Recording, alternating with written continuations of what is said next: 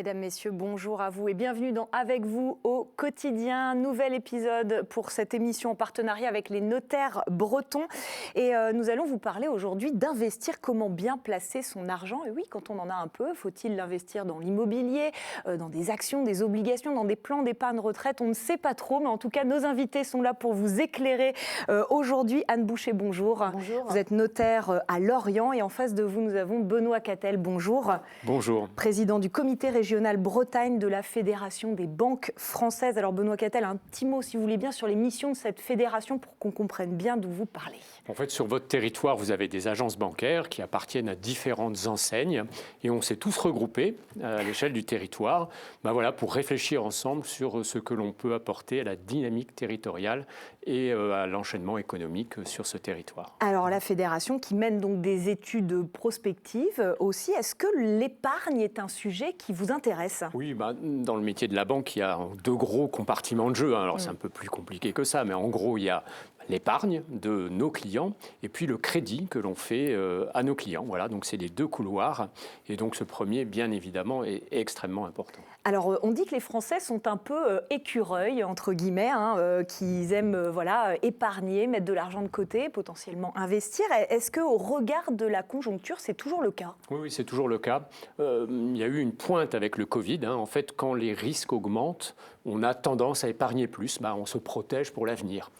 Et donc cette épargne-là, c'est d'abord l'idée de se protéger en cas d'incident de notre vie future. Et donc on épargne pour ça et le taux d'épargne est relativement élevé en France. Alors de l'épargne qui dort du coup, de l'épargne qu'on investit Non, ça ne dort pas parce que quand vous confiez, je vais prendre un exemple de l'épargne à votre banque, la banque elle l'utilise, elle le reprête. Donc en fait, cette épargne n'est jamais, si je puis dire, stérilisée. Si vous la mettez sur votre matelas, là, elle est au chaud. Mais autrement, les banques utilisent l'argent. Et c'est ceux qui placent leur argent permettent à la banque de prêter de l'argent à d'autres clients qui, eux, empruntent. Je vais me tourner vers vous, Anne Boucher, pour compléter cette introduction. Les notaires, vous n'êtes pas des conseillers en investissement, mais en quoi ce sujet il vous intéresse finalement, de l'épargne et de l'investissement? Parce que donc, nous sommes des conseillers de la famille, on est amenés régulièrement à recevoir nos clients. Et en tant que notaire, donc cœur de famille, effectivement, les clients peuvent être amenés à nous demander notre avis sur tel ou tel investissement ou placement qu'il aurait proposé ou qu'il serait susceptible de faire. Alors on évoquait cette question de l'épargne des Français. Quel constat dans vos études? Est-ce que ça se vérifie, cette appétence pour mettre de côté, avoir ce fameux petit matelas de sécurité? Et est-ce que vos clients, ils ont plutôt la fibre aventureuse pour investir ou justement pour être plus dans la sécurité? Alors aujourd'hui, moi ce que je constate, c'est qu'effectivement les parents aujourd'hui veulent aider leurs enfants à investir.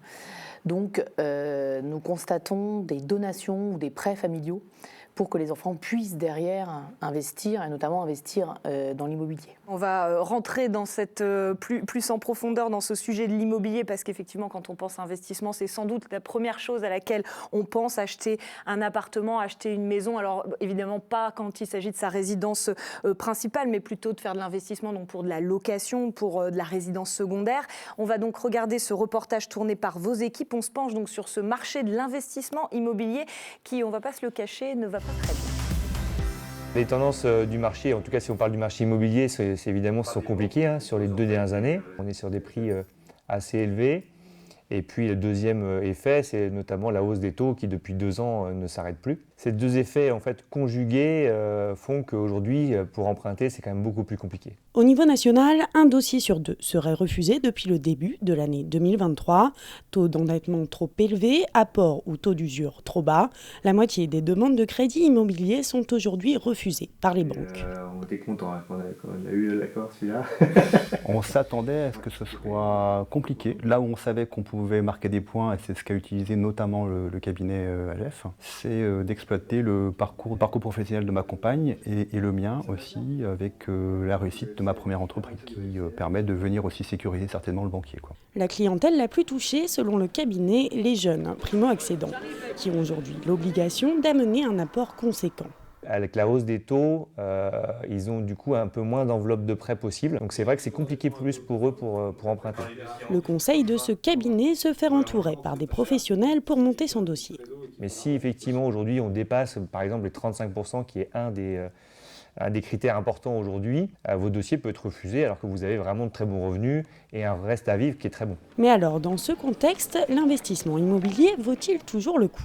Aujourd'hui, l'immobilier reste toujours intéressant, donc non, il faut au contraire défendre son dossier dès qu'on veut et dès qu'on peut acheter. Anne Boucher, on le disait, l'immobilier, c'est un petit peu compliqué en ce moment. Est-ce que vous, les notaires, vous dites que malgré tout, ça reste judicieux d'investir dans ce secteur ? Alors, premièrement, sur le plan de la diversification patrimoniale, effectivement, il peut toujours être intéressant d'investir dans l'immobilier quand on a jusqu'alors plutôt des placements liquides ou autres, ou de type actions, obligations. Donc pour la diversification du patrimoine, oui, ça peut toujours être intéressant. Et il y a aussi des personnes qui vont avoir un objectif bien particulier. Je pense notamment, là, on a terminé la rentrée scolaire. Les étudiants, eh bien, il y a des difficultés à loger les étudiants. Donc il y a des parents qui prennent le pas d'acheter un logement dans lequel ils projettent effectivement d'y loger leur enfant qui va aller faire ses études dans des grandes villes type Rennes ou Nantes. Donc ça, c'est important de bien définir son objectif quand on investit ? Tout à fait. Définir effectivement son objectif. Est-ce qu'il y a des conditions quand même pour investir dans l'immobilier ? Vous me parliez par exemple de la question de l'âge. Vous, c'est quelque chose que vous regardez par exemple ? Oui, effectivement, l'âge, quand on est jeune, dans la force de l'âge, je serais tentée de dire, c'est là qu'effectivement les banquiers sont plutôt à même de nous prêter, puisque l'investissement immobilier, c'est un investissement sur le long terme. On ne va pas dire je vais acheter de l'immobilier pour revendre à court terme, sauf à être marchand de biens, mais là, on sort du sujet. Mais l'investissement d'un particulier dans l'immobilier, c'est un investissement sur le long terme. Donc oui, plus on commence jeune, effectivement, mieux c'est. On parlait de la conjoncture, vous exercez du côté de Lorient, on sait, la côte attire. Est-ce qu'aujourd'hui, investir dans une résidence secondaire, c'est un bon placement au regard de ce qu'on entend aussi sur la taxe foncière qui pourrait augmenter dans certaines communes ? Alors effectivement, il y a certaines communes littorales qui ont augmenté la taxe d'habitation sur la résidence secondaire, compte tenu de la suppression de la taxe d'habitation sur la résidence principale.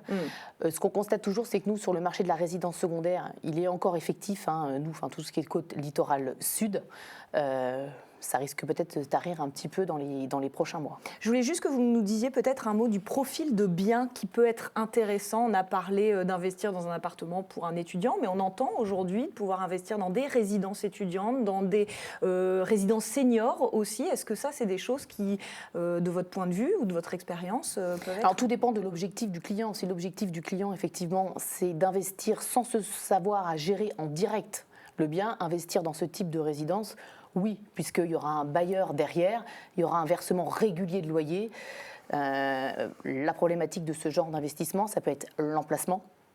On a vu quand même beaucoup de personnes acheter dans des résidences seniors ou étudiantes sans forcément savoir sur la carte où est-ce que se situait le bien.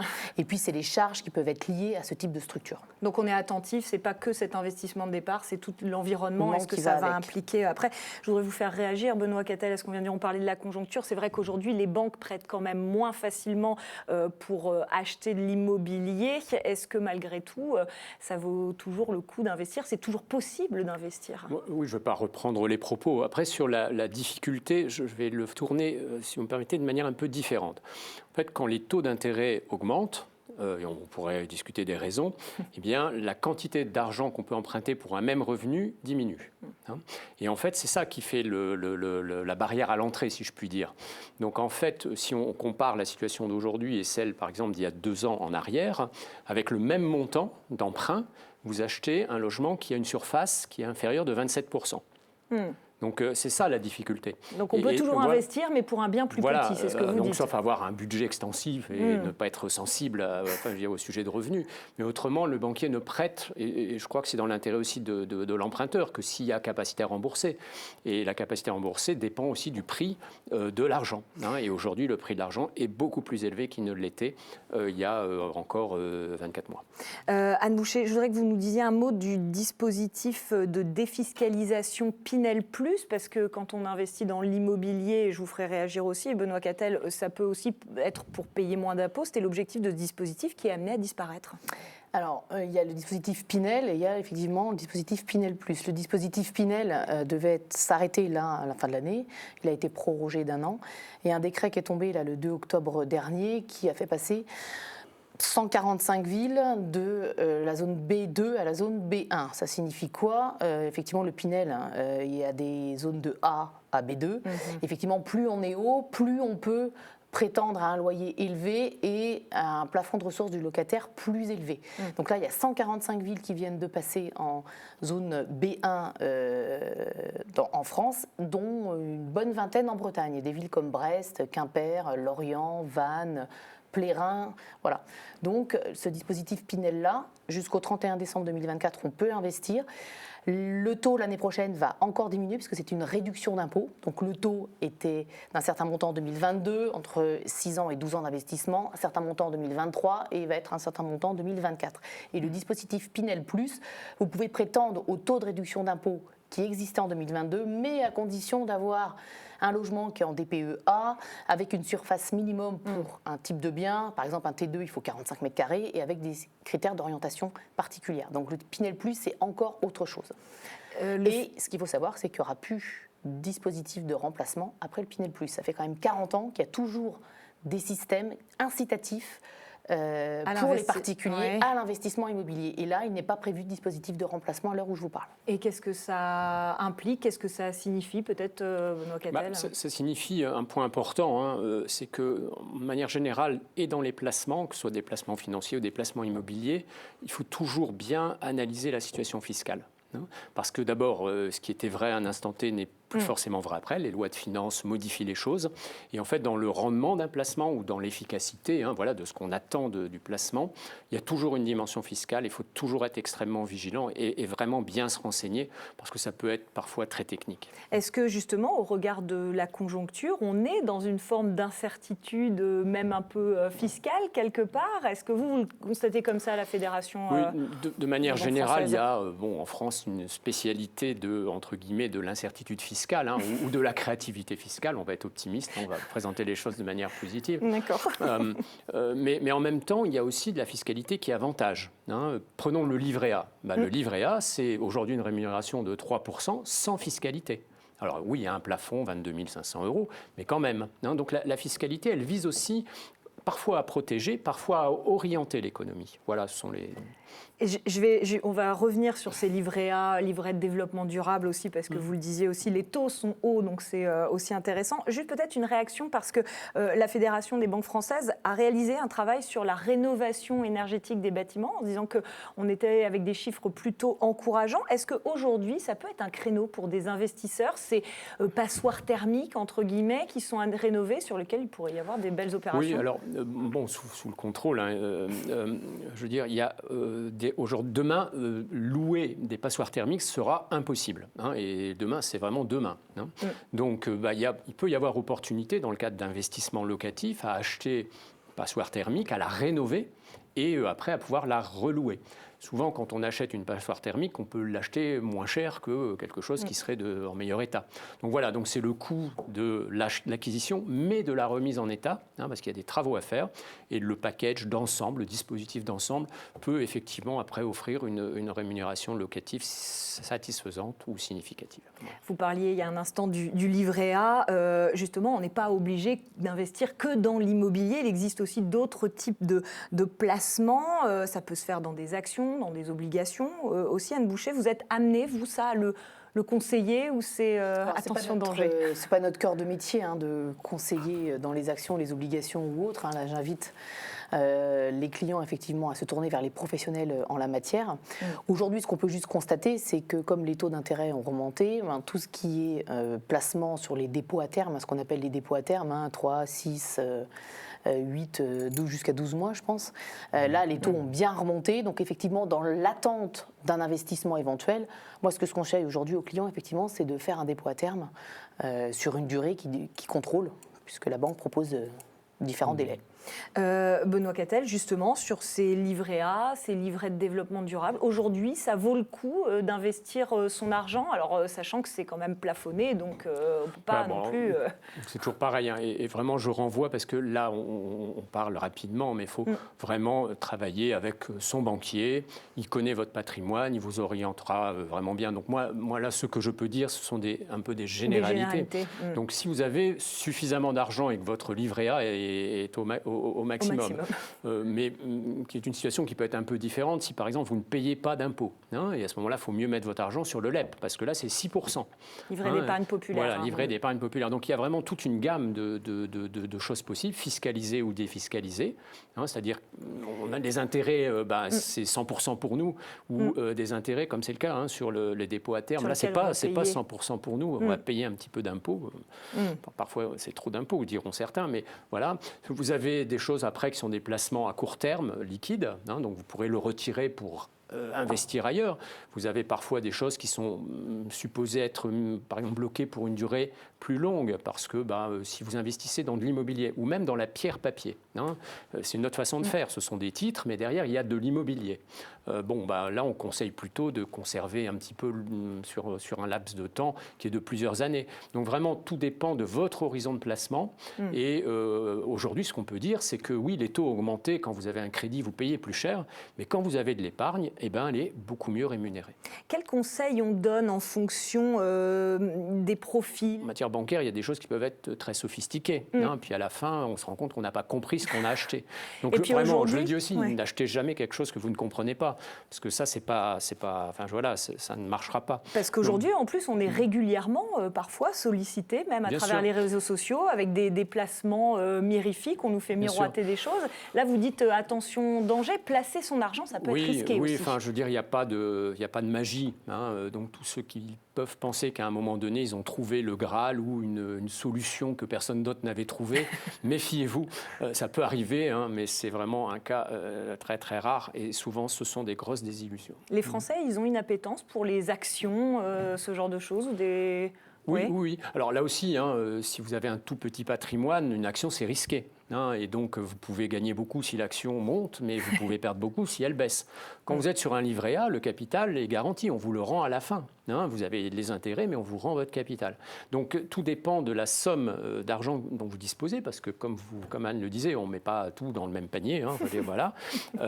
Mais aussi, c'est votre relation au risque. Hein. Quand on est jeune, on peut peut-être prendre un peu plus de risques. Si on a de l'argent, quand on est âgé, on se dit peut-être qu'on veut préserver son patrimoine pour le transmettre, c'est plus la même chose. Donc au fil du temps aussi, des déformations s'opèrent et les choses qui étaient recommandées ne le seront peut-être moins. On actualise donc sa situation en temps réel. Un petit mot, parce que les banques, elles investissent dans l'économie réelle, elles aident les entreprises, hein, notamment. Aujourd'hui, il y a de plus en plus de Français qui s'intéressent aussi à ce créneau. Est-ce que vous, c'est un constat que vous faites des Français qui veulent placer leur argent pour aider des entreprises à impact ou des entreprises à mission ? Bien sûr. Alors, deux choses. Oui, le gros du métier de banquier, c'est que Anne va me confier son argent parce que je suis une banque, elle me fait confiance, et je vais vous le prêter parce que je vous fais confiance. Mais en fait, vous pourriez le faire sans moi. Hein. Le tout, c'est que Anne ait confiance en vous. Voilà. Hein. Et donc, pourquoi les banques existent ? Parce qu'elles jouent ce rôle d'intermédiaire. De confiance. De confiance. Mais il y a des acteurs économiques et des situations dans lesquelles ça peut se faire en direct. Hein. Vous pourriez très bien travailler en direct. Là, rien ne l'interdit, si je puis dire. Et donc, il y a des Français qui, oui, investissent en direct sur des causes auxquelles ils sont sensibles. Vous parlez d'entreprises à mission. Parfois, c'est sur du rendement. Hein.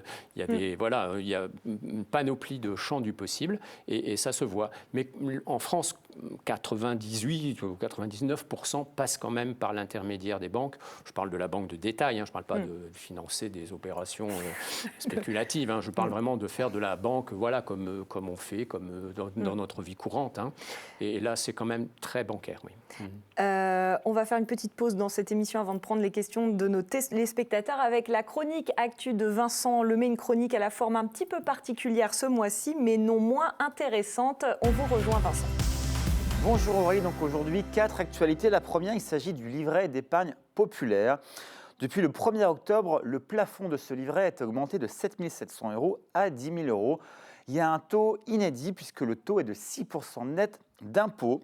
Le livret d'épargne populaire est donc une vraie source de placement pour les revenus des Français, avec évidemment un plafond de revenu fiscal de référence, puisque si vous avez une seule part fiscale, vous pourrez en bénéficier jusqu'à 21 393 € sur votre revenu fiscal de référence, et si vous avez 2 parts, par exemple 32 818 €. On vous invite à un rendez-vous qu'on a depuis 5 ans qui s'appelle les Journées de la Famille. Ce sera le 18 novembre en direct live de 9h à 13h sur ce plateau. Vous pourrez en bénéficier, avoir également un chat en ligne, des questions avec des notaires en ligne. Je vous invite à vous inscrire sur journéedelafamille.fr. Troisième actu, le congé maternité. Jusqu'à présent, vous pouviez bénéficier d'un congé paternité, maternité ou d'adoption si vous aviez cotisé pendant une durée minimale de 10 mois. Désormais, cette durée passe à 6 mois. Il vous faut donc être affilié depuis plus de 6 mois au régime de la sécurité sociale pour en bénéficier. Dernière actu, il s'agit de MaPrimeRénov' avec la revalorisation. Désormais, on pourra déduire 65% du montant des travaux réalisés. Auparavant, il s'agissait de 50%. Juste un chiffre, on va jusqu'à 35 000 € potentiellement d'aide hors taxe depuis janvier 2023. Voilà, alors après cette chronique actualité, on va prendre les questions de nos téléspectateurs, parce que j'en ai déjà posé beaucoup. Alors la première, elle va peut-être s'adresser à vous, Benoît Cattel. Je souhaite ouvrir une assurance vie, mais je m'inquiète de savoir si l'argent sera bloqué 8 ans avant que je puisse le toucher. Est-ce que vous avez une... Alors, je crois que je comprends le 8 ans. Le 8 ans, c'était des raisons fiscales, parce que quand on détenait longtemps de l'assurance vie, après 8 ans, on pouvait être exonéré d'impôts sur les intérêts. Mais non, l'assurance vie est un placement dont on peut sortir. Donc bon, c'est pas comme le livret A où vous sortez à chaque instant. Là, il va falloir faire une démarche auprès de votre assureur, que ce soit un banquier ou un assureur, en lui disant j'aimerais retirer l'argent, quelle sera la quantité d'argent que vous souhaitez retirer, pouvoir en disposer. Bon, il peut y avoir des exceptions dans des cas très particuliers dans lesquels votre assurance vie a été investie dans des produits qui ne sont pas immédiatement liquide. Bon. Donc là aussi, c'est vraiment, prenez conseil auprès de votre spécialiste. Et quand vous investissez dans l'assurance vie, assurez-vous qu'effectivement la liquidité sera assurée.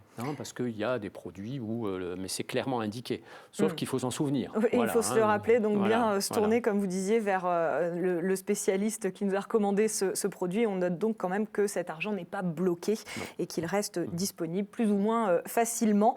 Je me tourne vers vous maintenant, Anne. Je souhaite diversifier mon patrimoine, affiner mes investissements pour préparer ma retraite. Dans quoi puis-je investir? Vaste question. Vaste question, tout dépend des objectifs de la personne. Est-ce qu'elle attend un revenu complémentaire? Est-ce qu'elle a des objectifs de transmission? Est-ce qu'elle a déjà un patrimoine plus ou moins diversifié? Donc là, ça demande un rendez-vous auprès d'un conseil. Mais la question mérite d'être posée arrivée à l'âge de la retraite, effectivement, pour savoir si on peut escompter avoir des revenus complémentaires. Et puis, on l'a dit un peu tout à l'heure, important de diversifier sans doute ces différents investissements pour ne pas avoir tous ces œufs dans le même panier. On a une troisième question, si vous voulez bien. Je souhaite investir dans l'immobilier locatif. Les taux d'emprunt sont élevés, mais vont-ils arrêter d'augmenter, Benoît Cattel?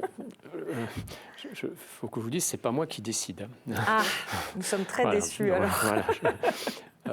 On est dans la situation dans laquelle les banques centrales doivent combattre l'inflation. Quand elles combattent l'inflation, l'outil qu'elles utilisent, sans être trop technique, c'est l'augmentation des taux. Et l'augmentation des taux, ça se propage dans l'économie.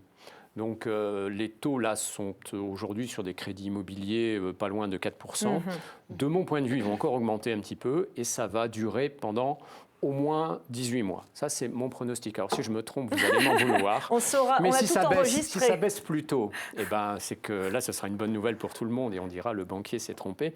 Bon, voilà, j'espère que ça n'augmentera pas plus. Mais c'est vraiment lié à l'inflation. Donc, si l'inflation se stabilise et baisse, les taux finiront par baisser. Le mécanisme de transmission à l'économie prend un petit peu de temps. Voilà, on a été très vite sur ce sujet. C'est vrai qu'on aurait pu rentrer beaucoup plus dans le détail, mais on a donné au moins quelques clés à nos téléspectateurs aujourd'hui, ne serait-ce que celui de bien définir ses objectifs.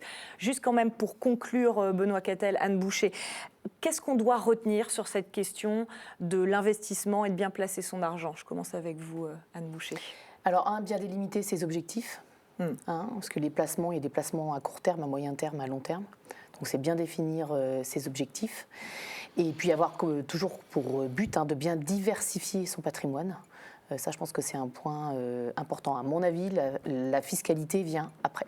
Et puis vous disiez aussi de savoir si on veut ou pas gérer en direct ce patrimoine. Ça, c'est important de se poser cette question. Est-ce qu'on le confie à quelqu'un ou est-ce qu'on s'en occupe soi-même? Merci. Anne, Benoît Cattel, je me tourne vers vous. En fait, il y a beaucoup de façons d'utiliser son argent et de se créer un patrimoine.